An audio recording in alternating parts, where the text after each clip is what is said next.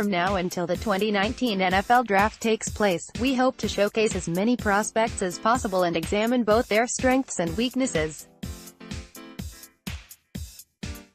Most of these profiles will feature individuals that the Pittsburgh Steelers are likely to have an interest in, while a few others will be top-ranked players.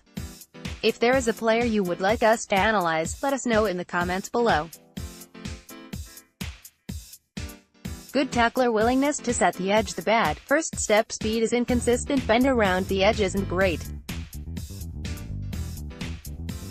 Will struggle against long-armed OL who can get into his chest following the ball through the mesh point on running plays.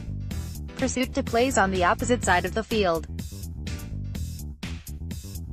Was not asked to play in coverage. Hand usage when taking on blocks. Bio, played in 49 games and started 48 after redshirting as freshman. Only non-start was senior day as a sophomore. Career, 176 tackles, 93 solo, 51.5 TFL, 33 sacks, 1 int, 11 FF3, FR, 12 PBU. 2018 to 58 tackles, 32 solo, 18.5 TFL, 12 sacks, 1 int, 4 FF2 PBU, finished 5th in FBS in sacks, 10th in TFL, majoring in business finance.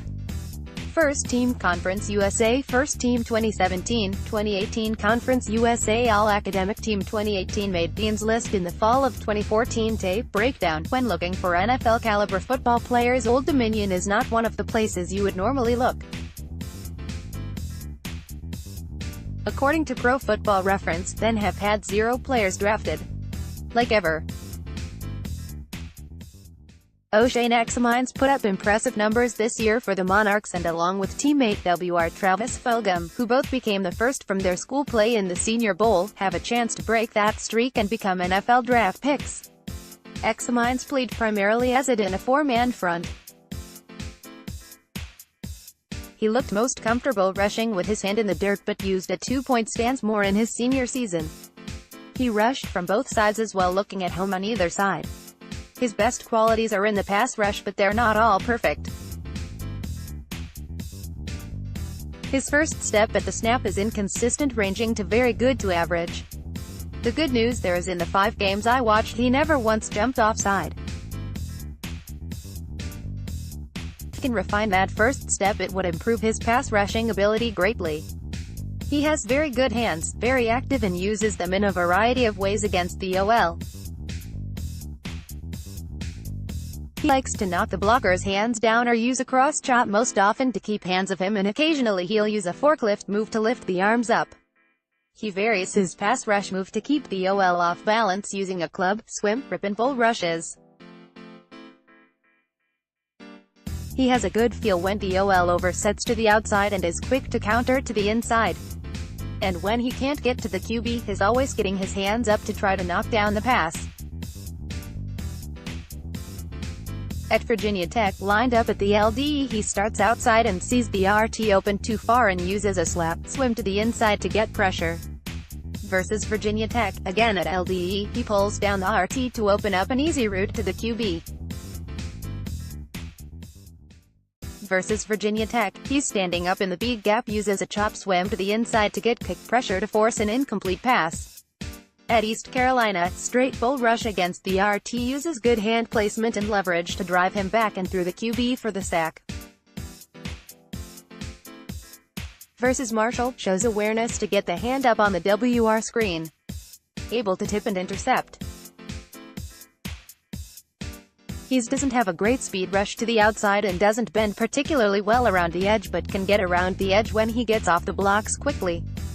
But when he doesn't, he can get handled by OL fairly easily on the edge. In some passing situations they would move him inside to rush from the 3 technique against interior OL.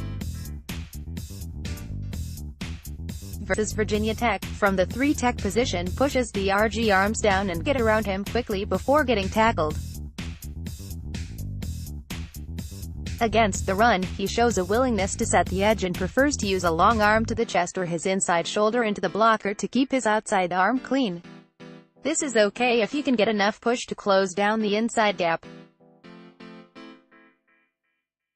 I'd rather see him use both hands heads up with the OL to give him a chance to shed the blocker and make tackles. Versus Virginia Tech, a zone run his way. He shoulders the RT, and when the run is forced outside he disengages to make the tackle. He's a good tackler and rarely has anyone slip out of his grasp, and shows good quickness from the backside, making plays going away from him behind the line of scrimmage. He struggles greatly following the ball through the mesh point in the backfield. When the QB is reading him, a good fake in the belly of the back has him chasing the fake, allowing big runs behind him. He doesn't show great pursuit on plays on the other side and downfield. Versus Middle Tennessee State, a good rep chasing down the RB on a run away from him to get the TFL. Against Virginia Tech, here is an example of him chasing the fake and allowing the run behind him. Coverage could be an issue.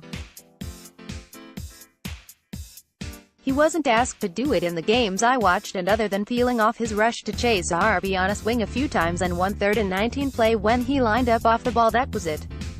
This is something that will have to be determined at the combine and at his pro day. If the Steelers staff feels he could be used in coverage in transition from the D to an OLB position, he could be in play. Initially, he could be used as a rotational player or sub-package rusher until he got comfortable in the position switch. You can never have enough pass rushers, and with some improvements, Ximines could be an effective one. Projection: 3rd or 4th round. Games watched: 2017 at Virginia Tech, 2018 versus Virginia Tech, at East Carolina, versus Marshall, versus Middle Tennessee State.